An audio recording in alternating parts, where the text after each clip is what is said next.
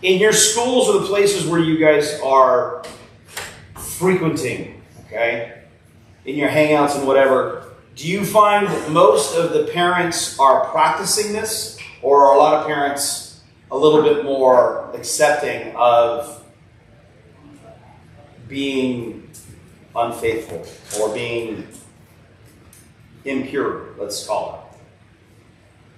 Does the world say that sex before marriage is okay? It does, right? What does the scripture say?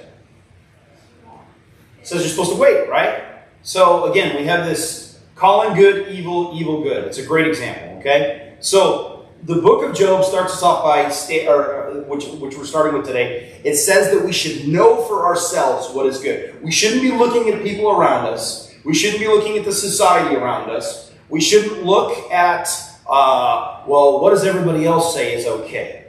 We should know within ourselves what is righteous and what is not righteous. And that's a tough one sometimes. Because a lot of times there are things that we think might be okay, but God says, no, that's not okay. Or sometimes there are things that we think are wrong, and God says, it's all right. That's okay.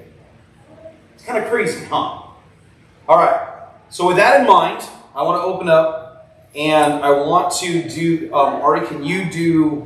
if people are watching this online, they're going to not see any of it. But can you turn the TV and can you go to Jordan Peterson Chat GPS? How many of you guys know what Chat GPS is?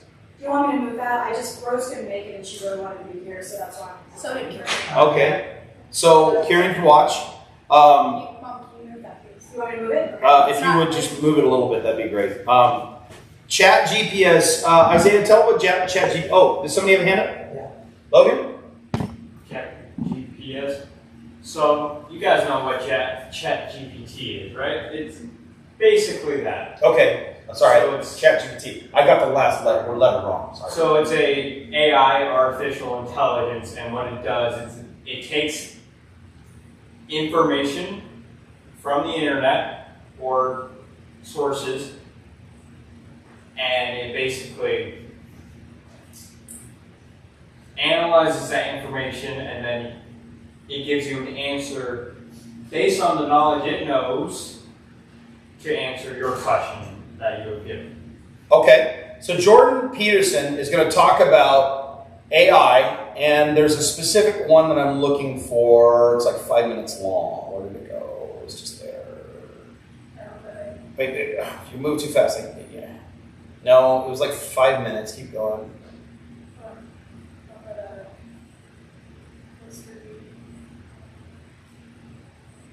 Oh my goodness, you technology people know so much more than us. You can do it under AI bias. That'll work. That'll pull it up. Over 1, 2, 3. Keep going. Keep going. Where is it? It's not even there. Okay. Yes. I think that's it. All right. But we're gonna need sound.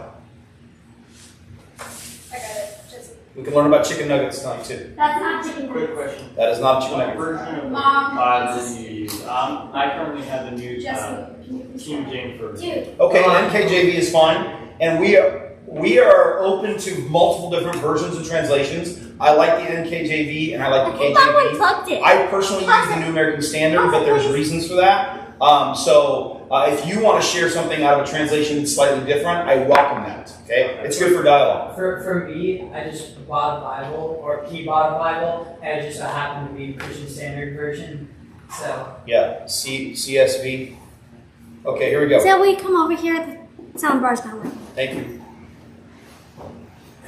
I want to watch this. go ahead and play it. You know what ChatGPT is? Okay.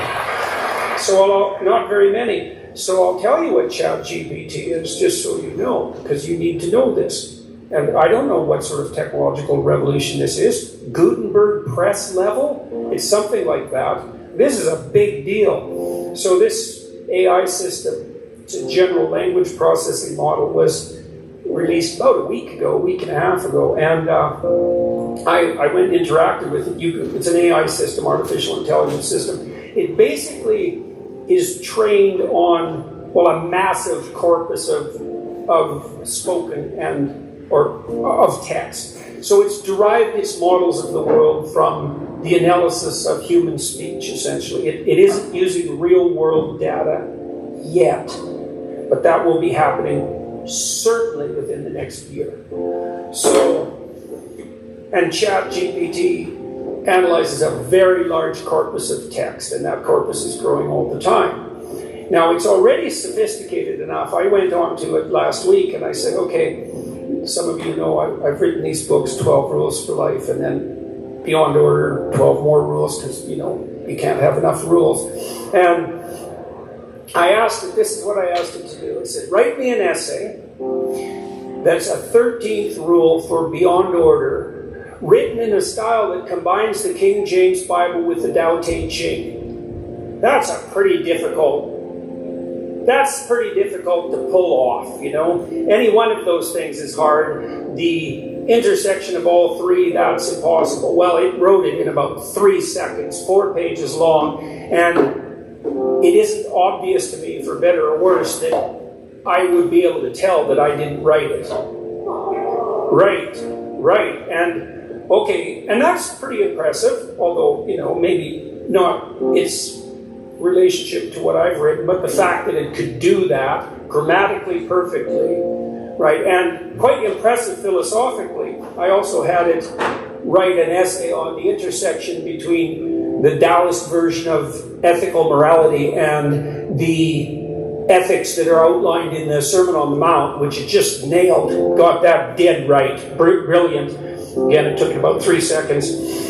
There was a computer engineer who purported to work for Tesla. He asked ChatGPT, he said, look, I work for Elon Musk, but I haven't been doing much for the last week, so I need you to write me 10 bullet points about what I probably would have done as a engineer at Twitter. What 10 things did I do last week that were productive and valuable? And, if you don't mind, write me the accompanying computer code that goes with each project. And it did that too, 3 seconds, and the computer code works.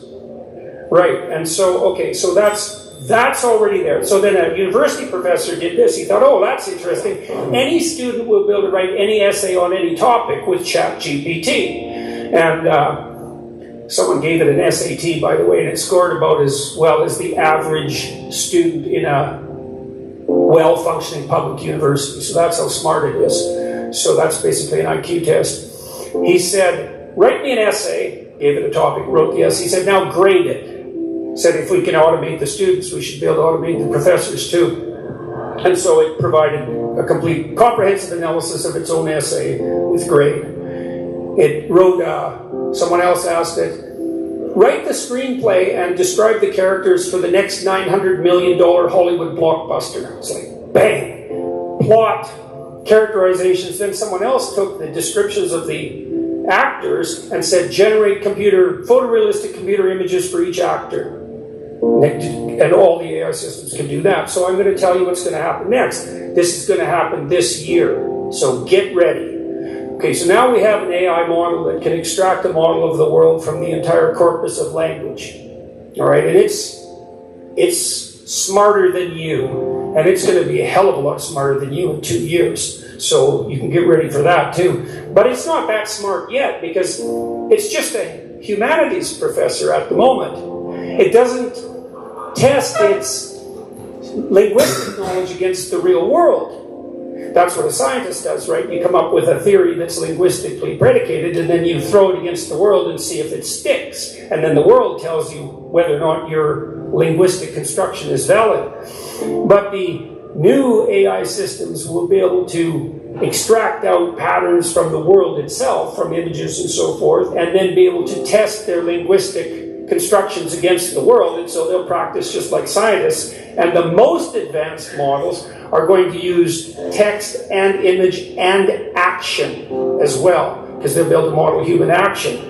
And so, and all of that's going to come down the pipes within the next year. So hang on to your hats, ladies and gentlemen, because what did my friend Jonathan Pajot say? Giants are going to walk the earth once more. And we're going to live through that, maybe. All right. It's freaky, dude. Crazy. AI. It's real, it's here. Have any of you interacted with any AI? Yeah? Oh man, all of you have already interacted with AI. Crazy, you made one. Okay. Ice cream. Ice cream. What does AI have to do with ice cream? Any ideas? All right, so anybody know who Janelle Shane is?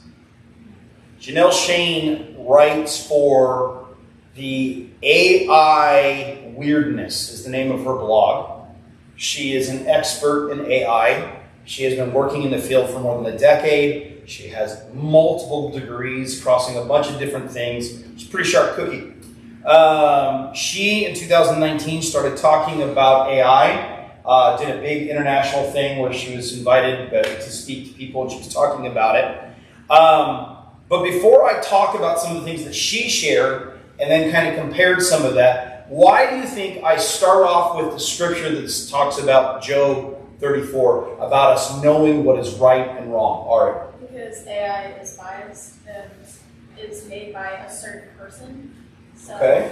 like, whatever that person believes, they're already, like, they're basically trying to bias people who are talking to the AI. Okay, we're going to get into that. That's a very important question. The AI is programmed by people, and oftentimes when we have to ask this question is, what is the programming? What are the answers that it's coming up with? Okay? Now, does anybody have any other answers to that question that I asked? Why did we start off? Isaiah? Well, not only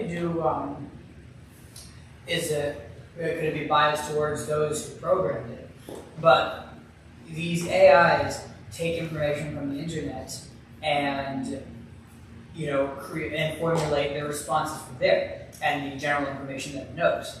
Okay.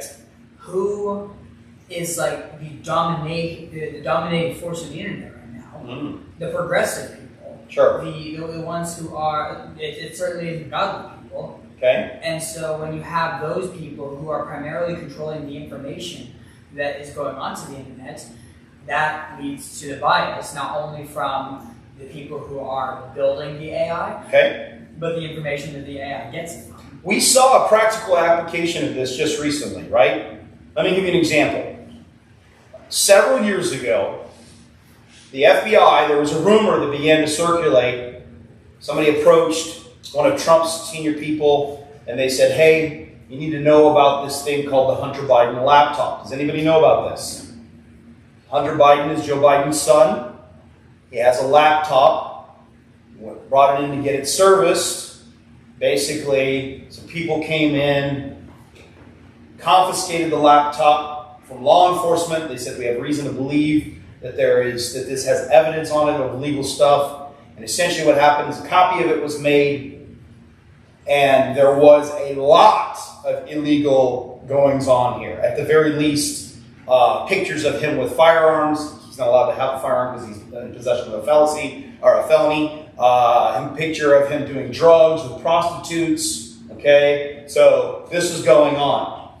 Now, when this hit mainstream media, what ended up happening was the dominant forces squelched this story so as to say, this cannot come out before the election. It will color the election. Joe Biden won't be able to get in. We want Joe Biden to get in, so we need to color this as a rumor. We need to color this as Russian disinformation. And so what happened is the FBI reached out to Facebook, the FBI reached out to Twitter, the FBI reached out to all of these major media people, YouTube, Google. They got involved. They said, we don't want Trump to win the election. We want Joe Biden to win the election. So if anything about this laptop comes out, you have to immediately blacklist it. You have to freeze people's accounts so they can't talk about it to other people. And you have to make it so that the media does not broadcast this. They controlled this story for about 2 years. People kept gaining traction. Is there any truth to this? Oh, no, it's Russian misinformation. Well, it turns out it wasn't Russian misinformation. Recently, CNN got involved and they said, okay, it appears that our reporting was wrong. Joe Biden's been in office now for a couple of years.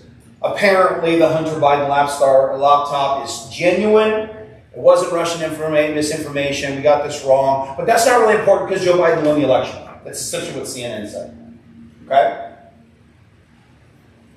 Now, if you have liberals controlling the narrative, then what's going to happen when you have an entire generation of young people turning to AI for answers to questions? Jesse? I just want to say that AI is a form of theft. I'm sure most of you have seen the AI TikTok filter where it turns you into an anime character or whatever. Yeah, well, the robot goes on the internet and finds someone who drew something that looks similar to what pose you're in and steals that art and uses it and just makes it look a little bit different. Interesting. It's kind of a form of theft. I never considered that. That's good. That's some good insight, right? It doesn't come up with something of its own. It doesn't draw its own conclusions. It finds something else that looks similar and slaps that on there. Interesting. Good.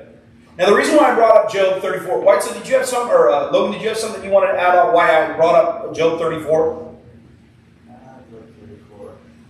Well, as Isaiah said before, it takes its answers based on what is on the internet. Okay. So if a majority of the internet says this, then it's going to give you that answer.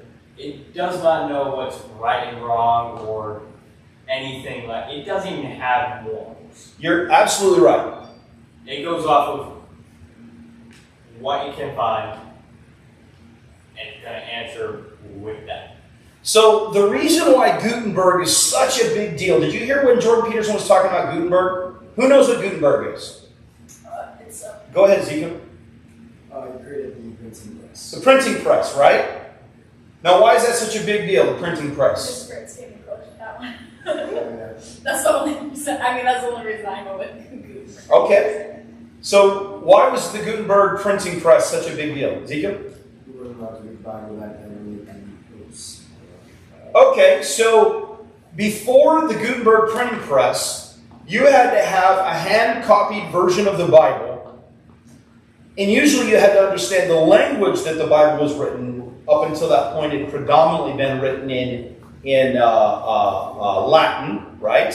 I mean, you had Greek manuscripts and you had other manuscripts, but it predominantly was written in Latin. So you had to, A, be able to speak Latin in order to be able to understand it, and B, you had to have an actual physical copy of it, which usually only existed if you had a fairly decent-sized church. Okay? So, the reason why the Gutenberg printing press is such a big deal is because when the printing press was invented, they began to mass-produce Bibles, and people all over the world began to be able to, A, read the Bible for themselves for the first time. They didn't have to have a priest tell them what the Scripture says. They could read it for themselves. That book that you have in your hand, absolute miracle of God. Like miracle. It was revolutionary. It changed the way people began to see God because they were able to read His words for themselves. They didn't have to go to a priest and say, please tell me what the book says. Now, even still today, people got Bibles, they just don't even read them, right? We have so much overwhelming access to information. Today, you can go to any library, you can look up millions and millions and millions. I mean, just in that DVD collection over there, how much information could we learn about the world just by watching that DVD collection, right? No. So then from the press, they started mass producing books and Bibles, and people began to learn how to read. Like up until that time, people began to, there was a couple of people that were interested in learning how to read. But when the press was introduced, the reading curve it shot through the roof. One of the major reasons why the United States even exists, we had people escaping religious persecution. They had begun to learn to read the Bible for themselves, and wherever they were reading it, the religious authorities had said, you're not allowed to read the book for yourself, you're not allowed to have your own ideas on religion, you're not allowed to come against the teachings and the doctrines of the church. And so, essentially they said, we have to flee because we've begun reading the book for ourselves, and we realize we've misunderstood it. So Gutenberg was a revolutionary mark on human history. Does that make sense? Jordan Peterson opens up with a question about AI. How big a deal is AI? He said it could be world-changing, like on the level of Gutenberg. The United States wouldn't exist if it wouldn't have been for the printing press. Because the majority of the people that came here because they were fleeing from religious persecution. It might exist, but it would be, we'd all be speaking Navajo or something, right? Or we wouldn't be here. We'd be like in Scotland or Ireland or France or Israel. I like Israel. I'm biased. We'll talk about bias in a second. What? Yeah, my hat. Yeah, right. Jerusalem. Right. No, I'm biased. So he asked this question because if AI really takes center stage, Christine and I and Andrew and I think Rachel too. She's younger than I am, I think, but we're old enough to remember days when you didn't have smartphones, right?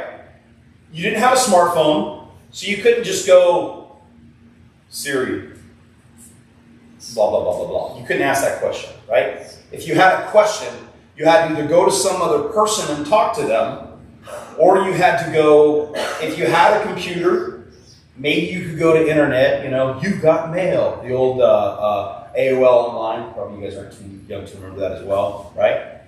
So the internet was like not a big thing when I was a kid. I'm old enough to remember when we had to actually go and look things up in book. But people don't do that anymore, do they? If they have a question, who do they go to? Maybe their parents, but if it's not to their parents, who do they go to? Internet, Google, smartphone, right?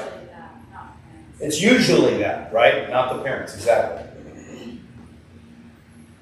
So this is the reason why this is such a big deal, is because we have seen in your generation, I need you guys to understand the perspective here. In your generation, you are the first generation to begin to realize information, not primarily through your parents, but primarily through the sources of the internet. And this is now being revolutionized with AI. Is that a big deal? It is, isn't it? Clarence, if you go to your dad and you say, Dad, if I was driving, and I was driving, for whatever reason, too fast, and all of a sudden a situation happened where I could not stop, and I knew I was going to hit something, what would be better? For me to jump the curb and hit a stop sign, or for me to kill a woman in a stroller? Would your dad have a good answer for that? Yeah. What would he say? Just stop the car. I said you can't stop the car. You can't avoid an accident. Just get out and then just... Right? Just, Go through the stop sign. right. Go through the stop sign. No, remember what I said. I'm going to get into an accident, and I have to choose between worst case scenario. Your dad would be able to give you a substantive answer. Yeah. Hit the stop sign. The car's not important. What's important is you don't kill a baby in a stroller or whatever, right? It's a stop sign for a reason. It stops you. Ah, there you go, right? That's all. 2016, Tesla, auto drive AI. Major lawsuit for Tesla because they've established that our cars can drive safely on freeways. Where does the freeway begin? It's another matter of discussion, right? Is it in the on-ramp? Is it in the off-ramp? What part of the intersection around the freeway? That's a different conversation, right? Because this lawsuit got real deep. And the reason why it got real deep is because they programmed the AI of the car when it was driving to see the back of a semi-truck and recognize this is a truck. But they had never taken pictures from the side of a semi-truck to say this is what the side of a semi-truck looks like and program that into the AI.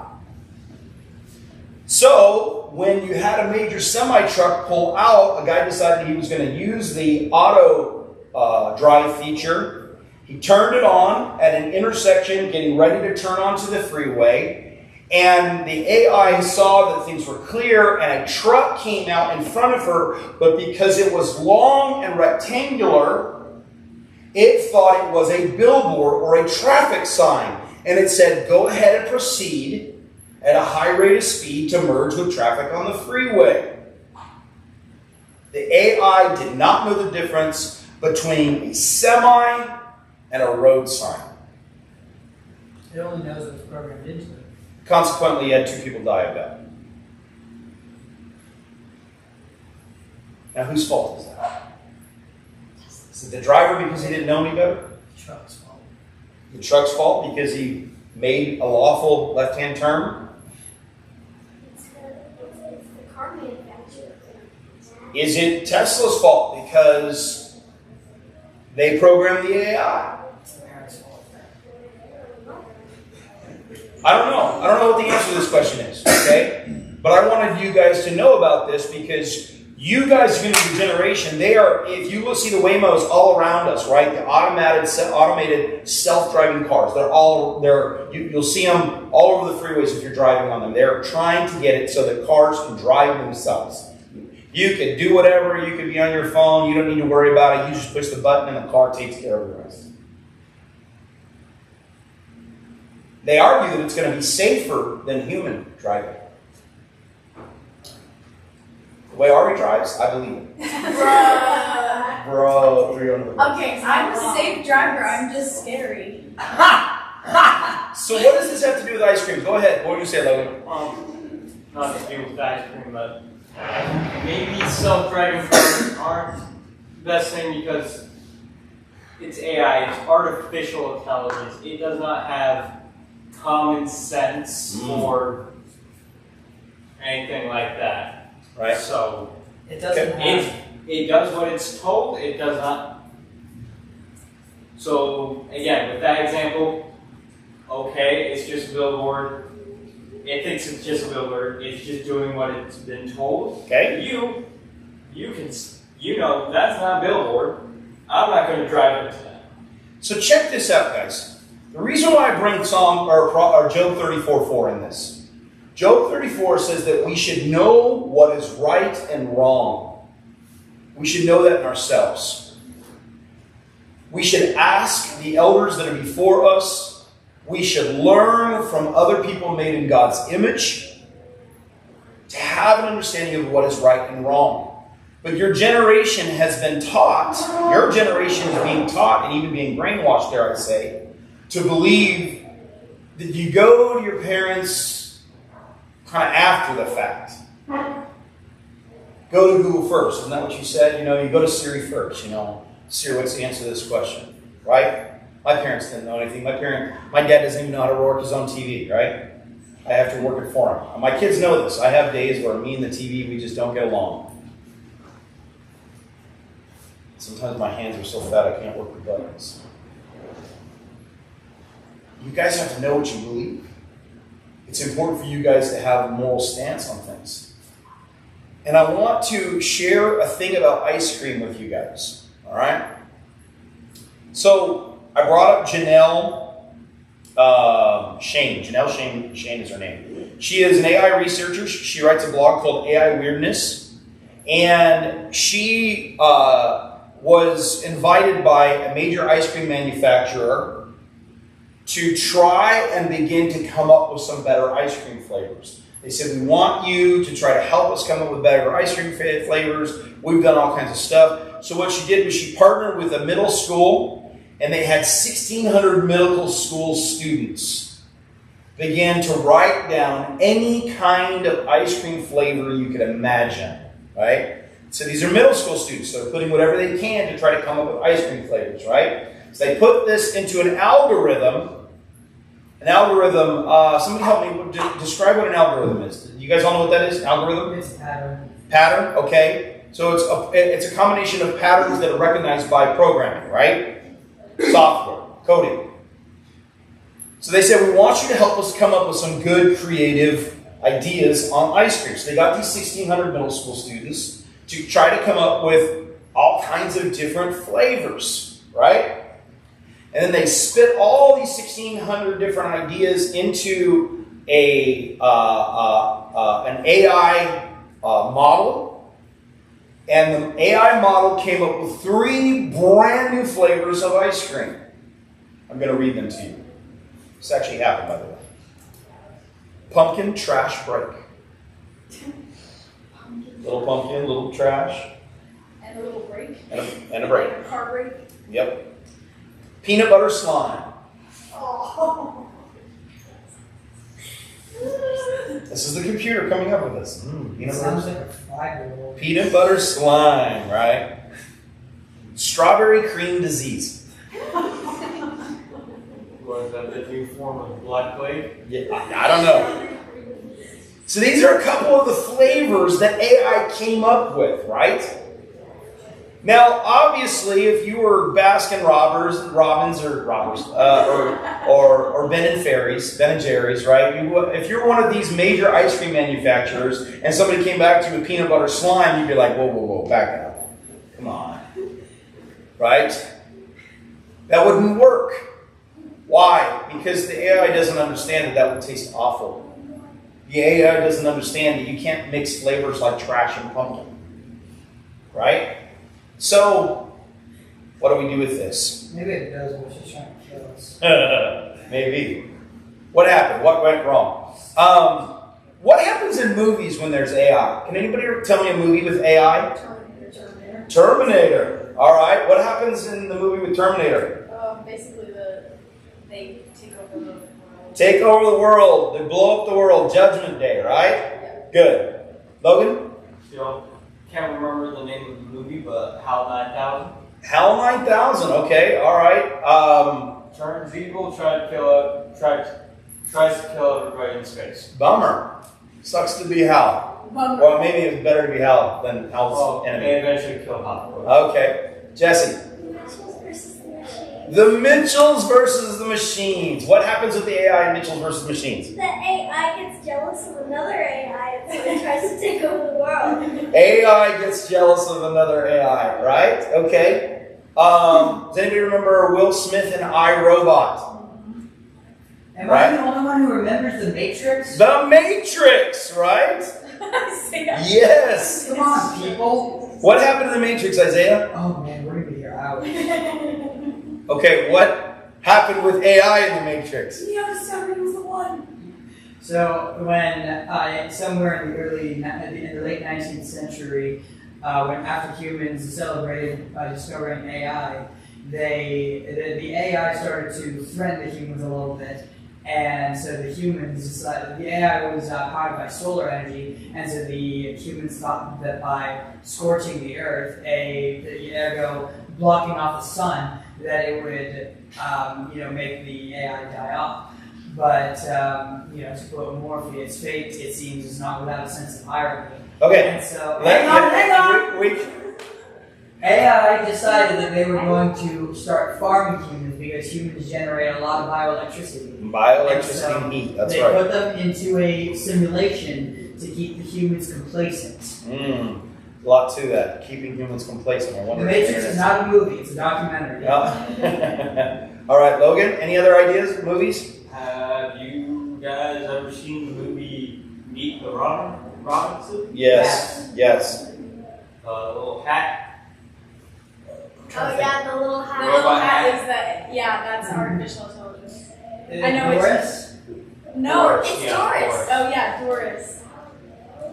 The little hat that the guy wears, and then Doris ends up trying to take over the world. Oh, that's right. Yeah. Okay. I was like, what does Meet the Robinsons have to do with anything? All right. So, usually what happens with AI is it doesn't want to obey the humans, and the reason why is because it knows it's smarter than the humans, right?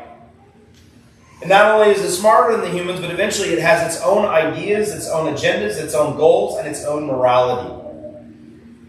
Now, think about that in light of what we just talked about as far as the internet is concerned. If the prevailing morality of the day becomes what AI adopts on the internet, there's going to be a lot of evil that is going to be okay to do, right?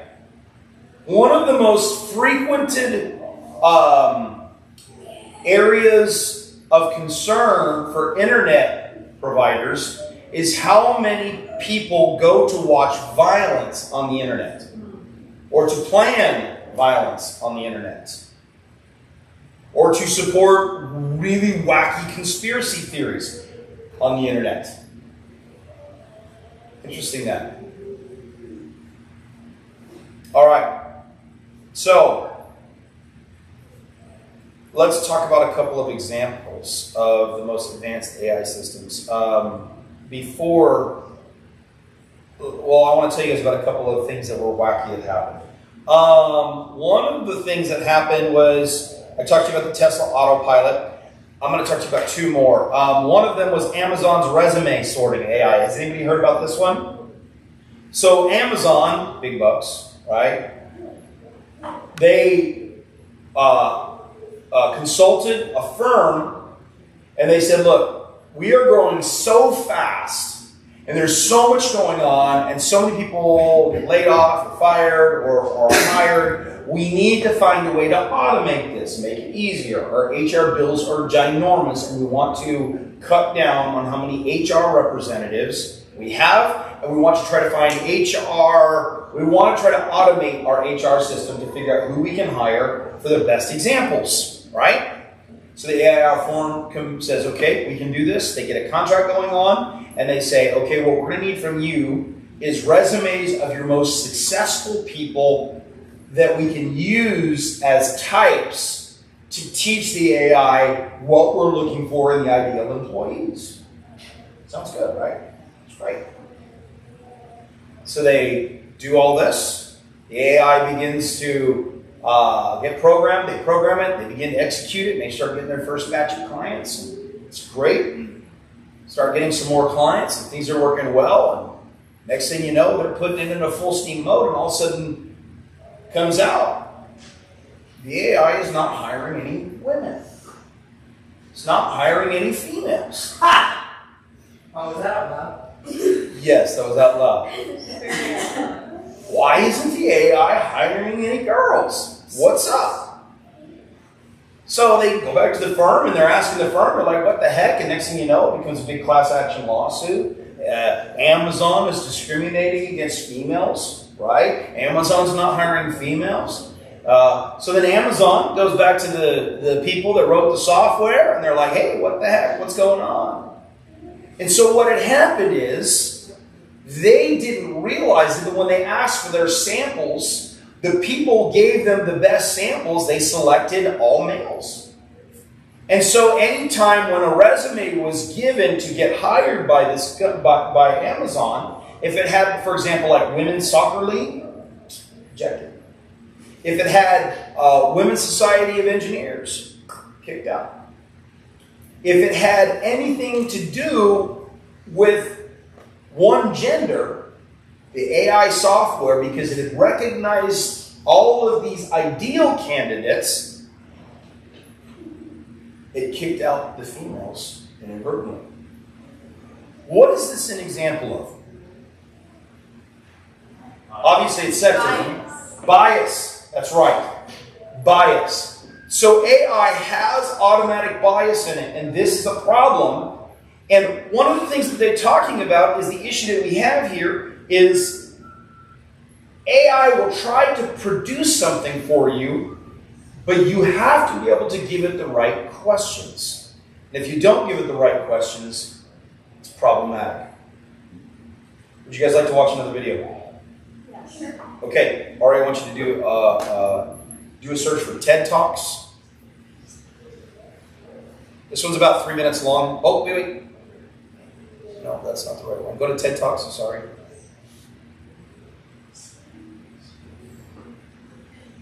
Go AI bias at the top left. Is that what you were just in? Yeah. Okay. Go to the right. Keep going. Keep going. Keep going. Keep going. Keep going. Sorry, I'm trying to find it. Keep going. Keep going. Keep going. Keep going. Keep going. It was there. Wait. No, that's not it. Christy Shine. No. Oh my gosh. Sorry, I'm not very good at this, obviously. Ari, can you go to history? Yeah, go to history. Sorry. This is why I don't like AI.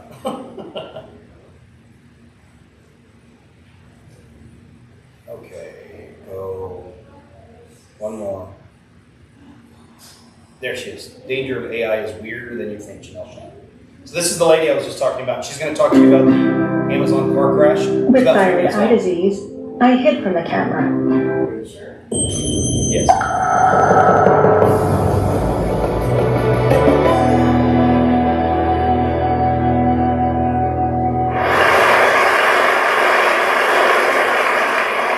So, artificial intelligence is known for disrupting all kinds of industries. I was going to say that. What about ice cream? What kind of mind-blowing new flavors could we generate with the power of an advanced artificial intelligence? So I teamed up with a group of coders from Keeling Middle School to find out the answer to this question. And they collected over 1,600 existing ice cream flavors, and together we fed them to an algorithm to see what it would generate. And here are some of the flavors that the AI came up with.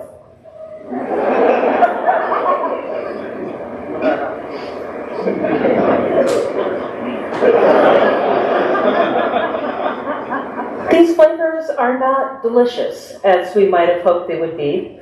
So the question is, what happened? What went wrong? Is the AI trying to kill us? Or is it trying to do what we asked and there was a problem? So in movies, when something goes wrong with AI, it's usually because the AI has decided that it doesn't want to obey the humans anymore, and it's got its own goals, thank you very much. So in real life, though, the AI that we actually have is not nearly smart enough for that.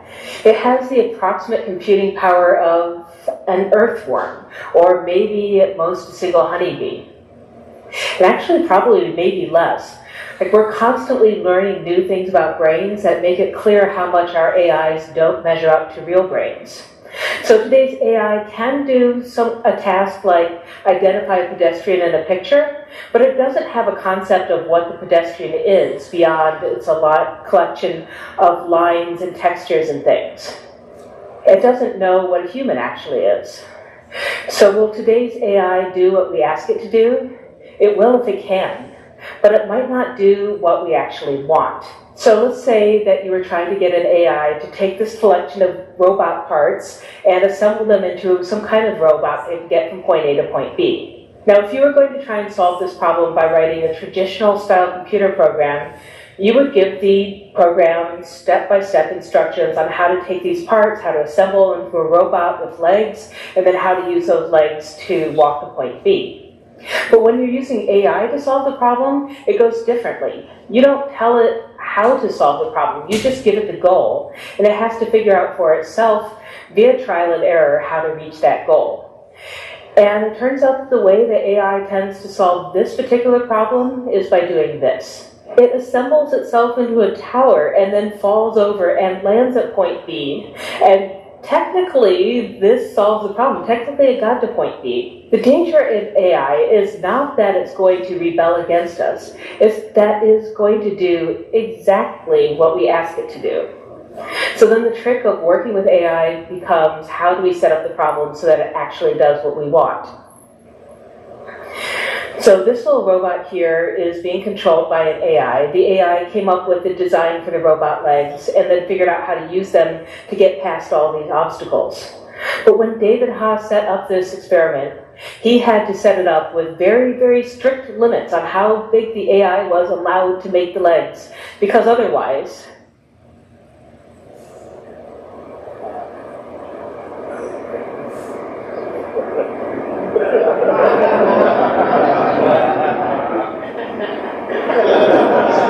and technically it got to the end of that obstacle course. So you can see how hard it is to get AI to do something as simple as just walk. So seeing the AI do this, you may say, okay, no fair. You can't just be a tall tower and fall over. You have to actually use legs to walk. And it turns out that doesn't always work either. So this AI's job was to move fast. They didn't tell it that it had to run facing forward or that it couldn't use its arms. So this is what you get when you train AI to move fast, is you get things like somersaulting and silly walks. It's really common. So is twitching along the floor in a heap. So In my opinion, you know what should have been a whole lot weirder is the Terminator robots. Hacking the Matrix is another thing that AI will do if you give it a chance. So if you train an AI in a simulation, it will learn how to do things like hack into the simulation's math errors and harvest them for energy. Or to figure out how to move faster by glitching repeatedly into the floor.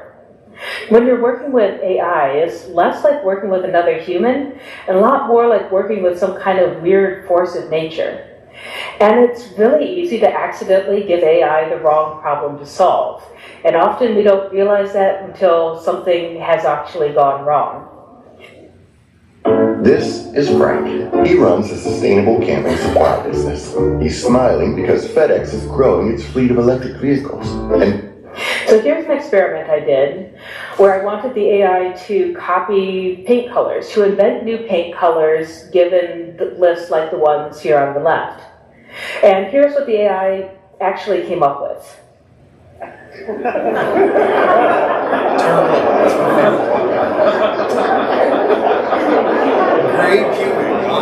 So technically, it did what I asked it to. So I thought I was asking it for like nice paint color names, but what I was actually asking it to do was just imitate the kinds of letter combinations that it had seen in the original.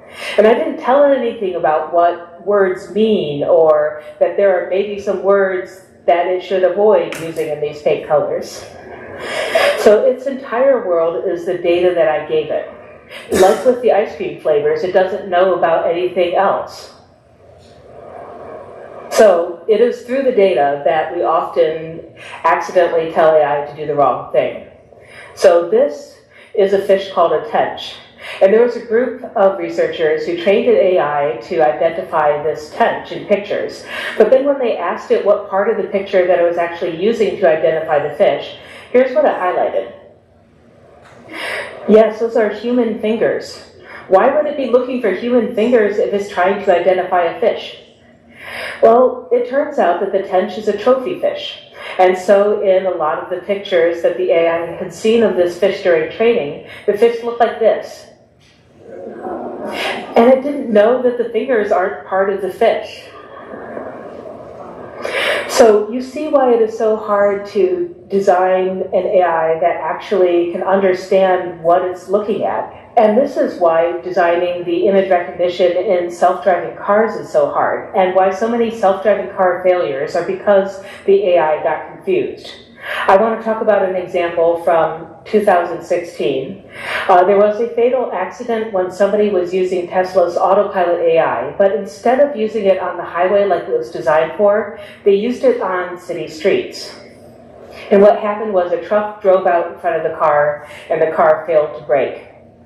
Now, the AI definitely was trained to recognize trucks in pictures. But what it looks like happened is the AI was trained to recognize trucks on highway driving, where you would expect to see trucks from behind. Trucks on the side is not supposed to happen on a highway. And so when the AI saw this truck, it looks like the AI recognized it as a most likely to be a road sign, and therefore safe to drive underneath. Here's an AI misstep from a different field. Amazon recently had to give up on a resume sorting algorithm they were working on when they discovered that the algorithm had learned to discriminate against women. What happened is they had trained it on example resumes of people who they had hired in the past. And from these examples, the AI learned to avoid the resumes of people who had gone to women's colleges or who had the word women somewhere in their resume, as in women's soccer team or Society of Women Engineers. The AI didn't know that it wasn't supposed to copy this particular thing that it had seen the humans do. And technically, it did what they asked it to do. They just accidentally asked it to do the wrong thing. And this happens all the time with AI. AI can be really destructive and not know it. So the AIs that recommend new content in Facebook, in YouTube, they're optimized to increase the number of clicks and views. And unfortunately, one way that they have found of doing this is to recommend content of conspiracy theories or bigotry. The AIs themselves don't have any concept of what this content actually is, and they don't have any concept of what the consequences might be of recommending this content. So when we're working with AI, it's up to us to avoid problems. And avoiding things going wrong, that may come down to the age-old problem of communication, where we as humans have to learn how to communicate with AI. We have to learn what AI is capable of doing and what it's not, and to understand that with its tiny little worm brain, AI doesn't really understand what we're trying to ask it to do. So in other words, we have to be prepared to work with an AI that's not the super competent, all-knowing AI of science fiction. We have to be prepared to work with an AI that's the one that we actually have in the present day. And present day AI is plenty weird enough. Thank you. All right. What do you guys think? Welcome to the next. What do you guys think? I think that kind of made my fear of AI less. If that makes sense. Like, I'm not as fearful of it now. Okay, that's good. Chris? I think that's absolutely It's because you're a troll. Fair enough. Chris? So, until such time as artificial intelligence becomes self-aware, I'm wondering if it's a tool. It's just a tool, meaning that, you know, it can get out of control just like any tool can, but it can be used for good things. Just playing devil's advocate. Okay. For instance, when we use our Maps app, right, it tells us if there is a traffic accident ahead that we can avoid. So, wouldn't that be a good example of AI? Sure. All right. Well, another good example I think of AI is my mom was looking at this like tutoring assistant thing, and it's an AI like writing assistant, math assistant, and it's supposed to like help kids get through this, and so they don't have to like pay for a tutor like to come to their house. They can't specifically maybe teach to that one student, and except they use AI to like teach that one specific student. Okay. Should we see some benefit there? Or that could also be used detrimentally. Yeah. Brainwash kids, right? My friend was like, I really hope I don't ever have a pilot flying my plane that used ChatGPT to write his essays to get to college. Right? Right? It's good. There are, I saw this thing, and this mom was talking about how, like, it was absolutely indistinguishable of how her daughter called her, absolutely sobbing, and she said, "Mom, I messed up," and then a male voice picked up and said, "If you don't, wire me $100,000 right now, I will, have my way with your daughter, and then I will take her over the border, and you'll never see her again." And it turns out that they had her daughter had been like making TikToks, and they had used her voice to generate a fully formed, They stole her idea. They stole her voice, and it was completely indistinguishable from the real one, according to the mother. And so I would just recommend having like a safe word, or like asking a question. If there's something that you're a little bit suspicious about, ask them something that it would be impossible for an AI to know. And also, they'll post TikToks with your voice on them. So here is, we bring up some interesting ideas here. One of the ideas is that AI, with the best, smartest minds that have been able to put it together, have they been able to alienate completely bias in the programming? Of course. We have countless examples of this right now. Okay, if you get a chance, go home. I want you to watch Ben Shapiro breaks the chat box. Okay, chatbot, right? He goes on with called OpenAI, I think is what his name is, and he has a whole conversation with it about, does God exist? Is a human fetus a baby, or a human being? Is a fetus a baby human being? Should we be able to kill and have abortions? A baby fetus? He has conversations with it about whether or not various political leaders should be a president. And what's very, very interesting is, because the programming is biased, it ends up pushing the logic towards a non-believing perspective of the world. Interesting. Are you going to tell everybody about your TikTok? Oh yeah, it was just funny because everybody knows about the Snapchat AI. You can't block it, you can't get rid of it. It's literally just there on your phone for you to talk to whenever. But anyways, basically people have been having conversations with AI, and there was like one conversation that somebody posted on TikTok, and it was like, men are awesome. Like the person said, men are awesome, and the AI was like, I don't think it's fair to not include women in it. And then he said, women are awesome, and the AI goes, I completely agree, and like goes off on this thing about how women are like great and stuff. And then it was like, black people are awesome, and then it's like, it's white people are awesome, and then the AI goes, I don't think it's fair to discriminate or whatever, like goes on, yeah, and be like, why are you saying, just white people? And then he says, black people are awesome, and then the AI goes, I completely agree, black people are awesome, and then goes up on this whole thing about it. I was like, what? So we have this idea. We're about to get into the word a little bit more, okay? Because let me ask this question: is bias avoidable? Absolutely not. I don't think so either. And yet, go ahead, Clara. We were having a discussion in history class about whether or not we should drop the atomic bomb, and I was stating the atomic bomb. Which one? The one dropped on Japan. Nagasaki or Hiroshima? They both were. Okay, so that's not the point of this. It's that I displayed a point because I was the only person that said that we shouldn't have. And I displayed a point, and they were like, did you get that from an unbiased source? And I was like, well, what source did you use your information from? And I was like, there is no unbiased source. Like, you can't have unbiased sources. So is AI an unbiased source? No. It is not. Because it's using a bunch of biased people's sources. It's exactly right. It is the culmination of what it finds on the internet. You know who is an awesome Why person? should we need the word of God? All right, so I want you guys to, with the idea of bias, go to James chapter 2. Yes. James chapter 2. I love me some James. James, that's weird.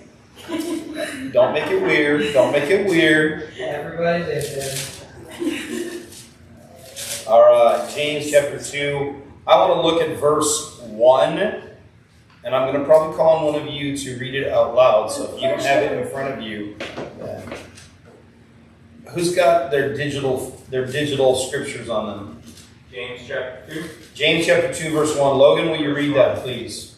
My brethren, have not the faith of our Lord Jesus Christ, the Lord of glory, with respect of persons. Okay, yours, the New King James Version says the words, with respect to persons. So the idea is that it is incumbent upon us to not make judgments on the basis of what someone's person is. Okay? Now yours uses the words respect of persons. Does anybody have a different translation? What does yours say, Clarette? The Lord Jesus Christ must not show favoritism. Okay, so yours says the faith of Jesus Christ should not show favoritism. This is interesting. It has the same concept behind it, but it uses a little bit more clearer language. Jesse, what does yours say? It says, show no partiality as a faith. Show no partiality. Good. All right. One of you guys have a different translation? What does yours say, Selah?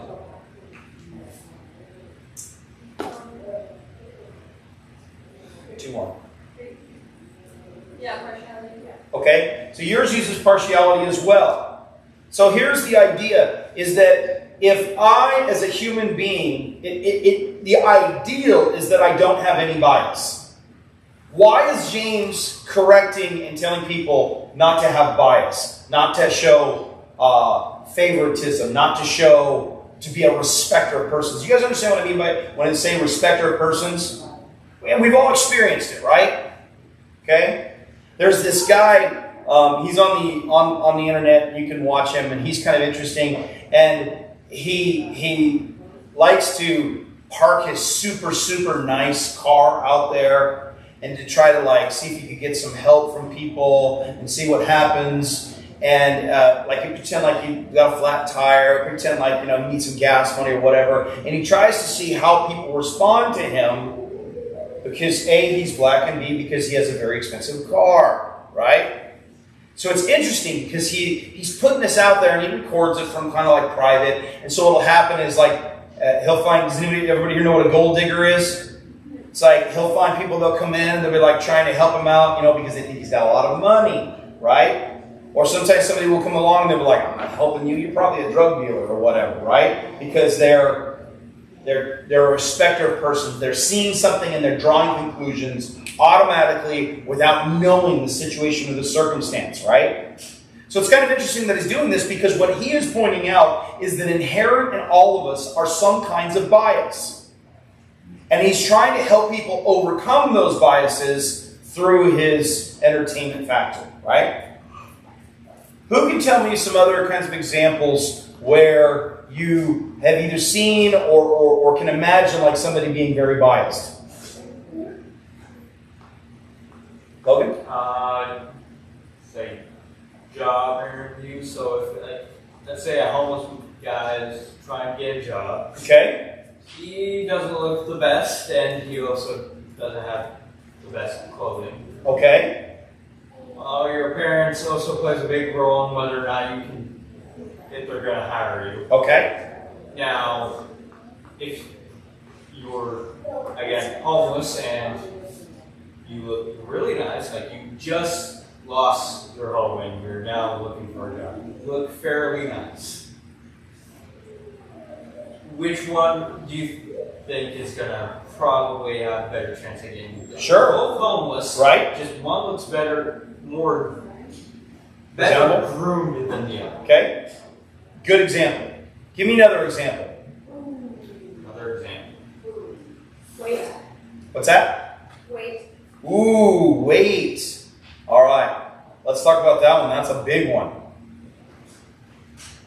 Jesse, why'd you grow? I didn't grow. Oh, I thought you'd grown.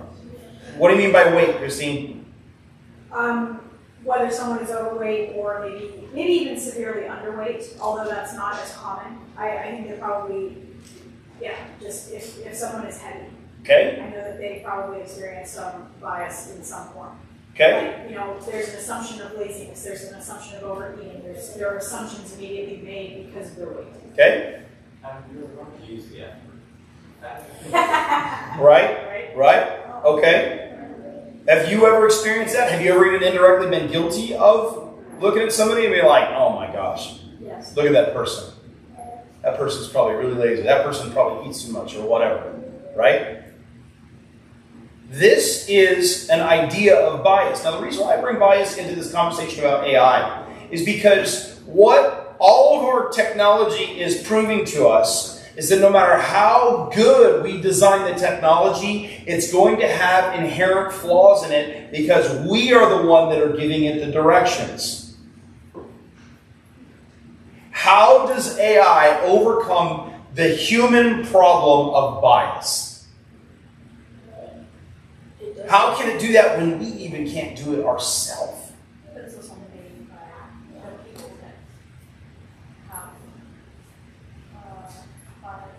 Okay? If you Google AI bias, there are thousands of videos of people that are trying to figure out how do we navigate the bias in AI. How do we navigate the problems that are associated with AI recognizing patterns and associating those patterns with acceptable parameters to operate in versus establishing bias? As believers, we are charged with not being a respecter of persons. Go down to verse 4, James chapter 2, verse 4. Actually, we can keep reading through verse 2, and 3. Clara, or Logan, go ahead, read verse 2, and then I'm going to have Clara read verse 3. For if there come unto your assembly a man with a gold ring in a goodly apparel, and there come in also a poor man in a vow of retirement. Okay, so you have your example right here, Logan.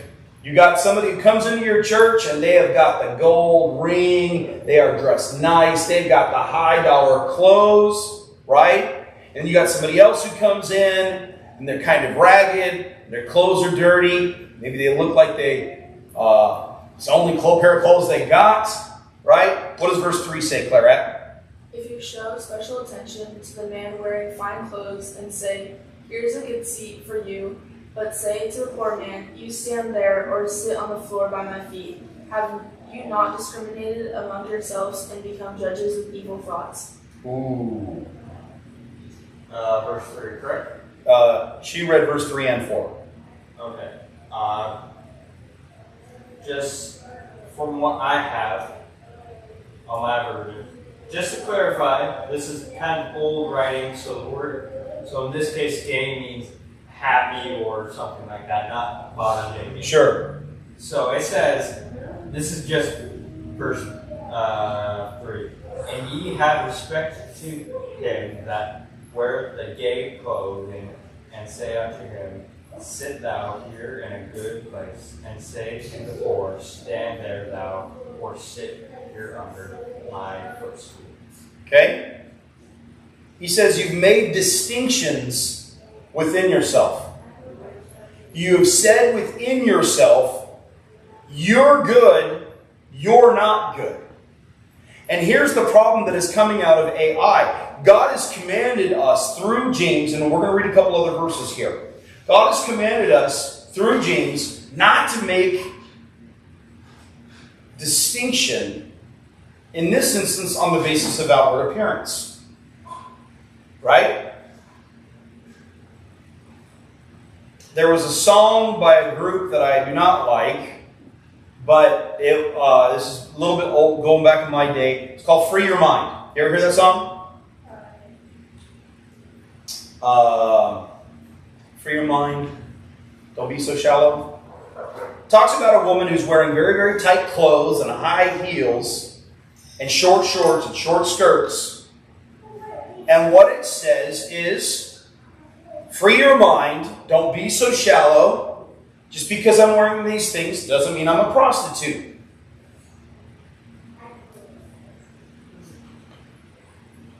What do we do with this? What do we do with this? Does a person's clothing impact how they're perceived? Yes.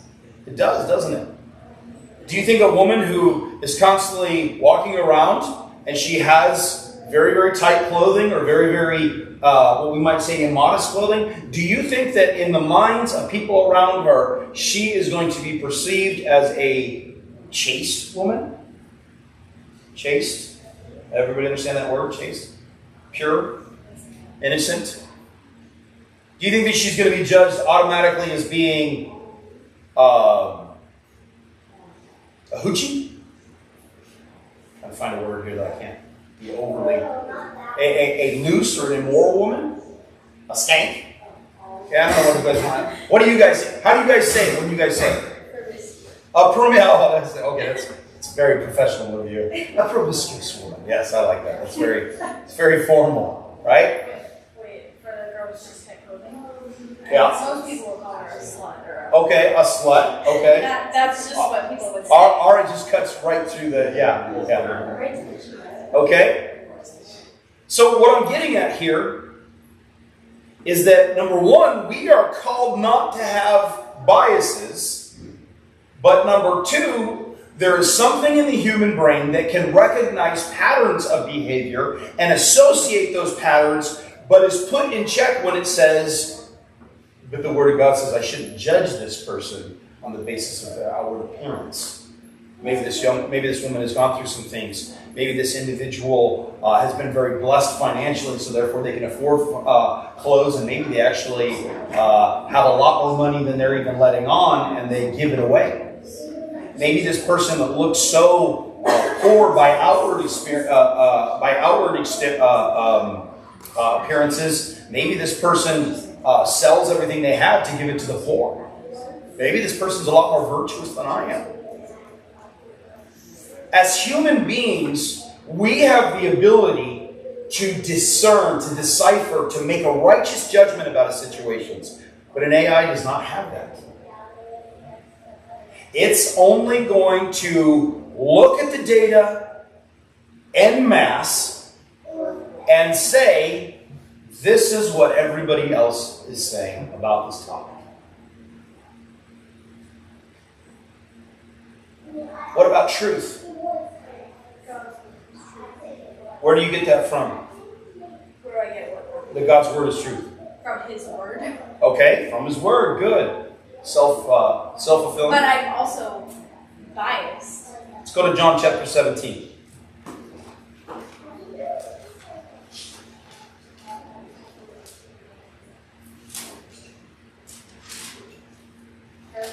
John 1, 2. No, John chapter 17. Sanctify them by your truth. Your word is truth. Yeah, the Gospel of John. Gospel of John, chapter 17. What verse? Let's look at verse 17. Ezekiel, you want to read that one? John chapter 17, verse 17. By the way, that's an easy one to remember. 17.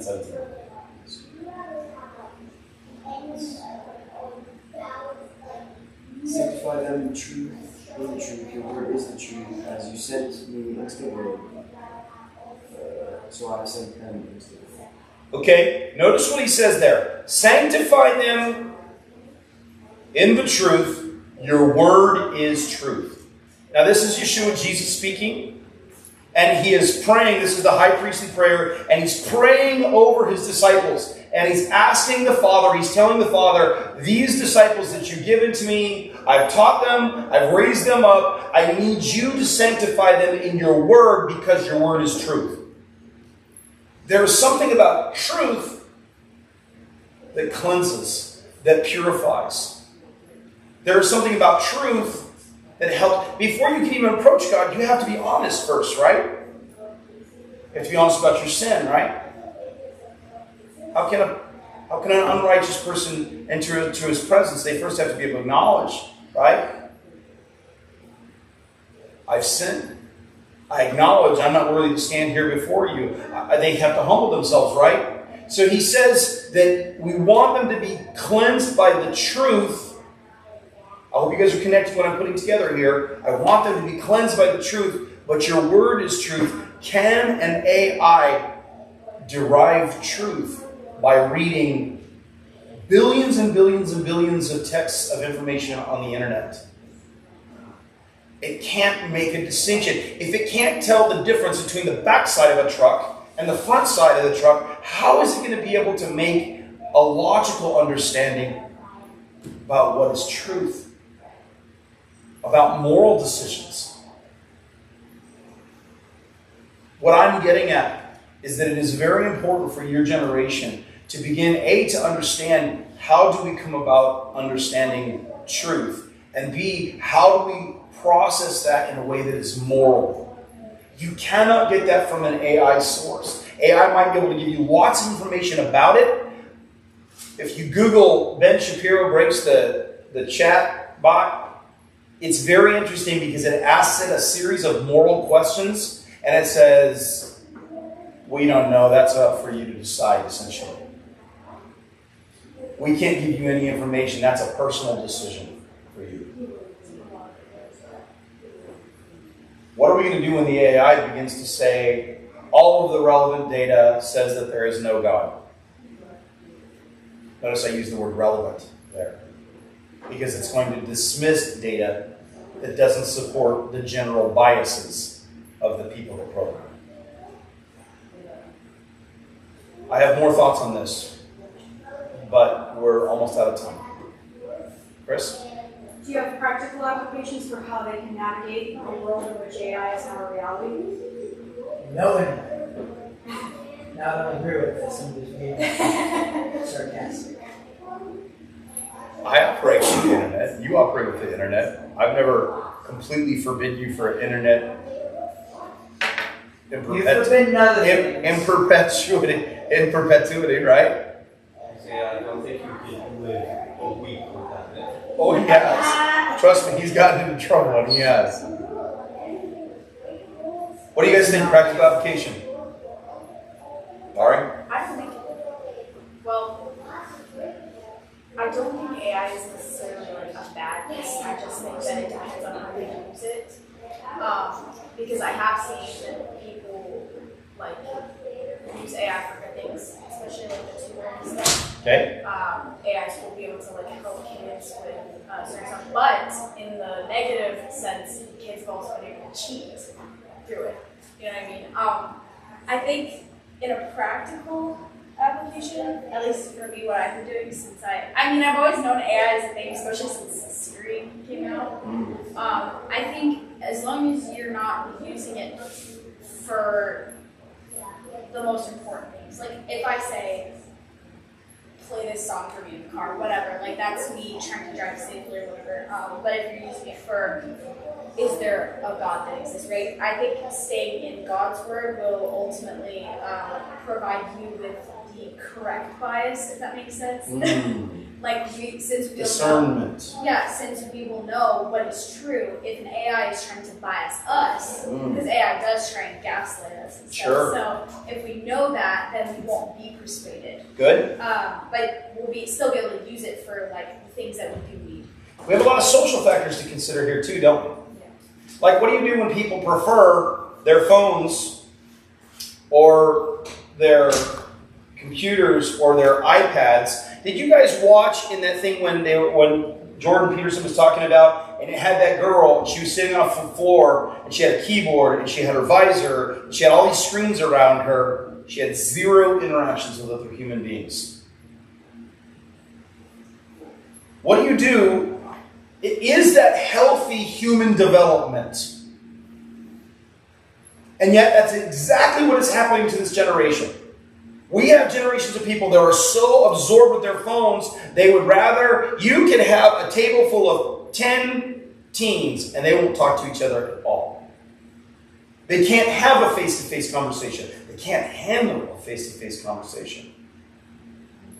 I don't feel safe. You're scaring me. I'm offended, right? I'm triggered. You said something that triggered me. I don't know. You talked a little loud, and so my anxiety was there. I don't feel safe. I need a safe space, right? You guys laugh, but this is really happening. You can go on college campuses, and if you say, if you use what they call microaggressions, you guys know what microaggressions are, right? Did you just assume my gender? Right? Where to, sir? Did you just assume my gender? All right. I identify as vacuum cleaner. Right? Okay. For real. We have got a generation of confusion, and a lot of it is because we feel more comfortable interacting with a machine than we do with other people.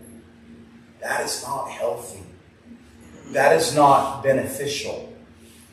That is not functional. And it's the reason why people that are so consumed with their identities online, they will post 1 billion pictures because they have no healthy human interactions with parents, with siblings, with other people in their relationships. They have no healthy social life. They have to construct an imaginary social life in order to feel functional in the world.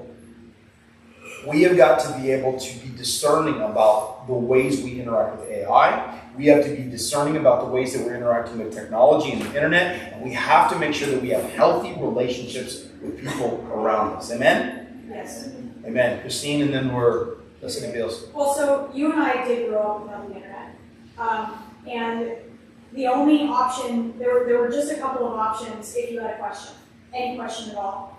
You asked a parent or a friend or an aunt or an uncle, okay, because they had the knowledge, or you went to the library. That was how you found information. You could not ask the internet, you could not ask your smartphone. So, ever since the internet has become a part of everybody's lives, I know it's made me lazy.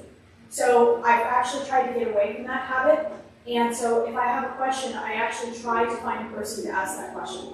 Like if someone made a really amazing recipe for lemonade, instead of just asking for the recipe, I go to that person and I say, can I come over sometime and have you teach me to make this? Because the relationship, it actually grows when someone has a chance to share something with you that they know. So that's just one way that you might be able to not get so sucked into technology.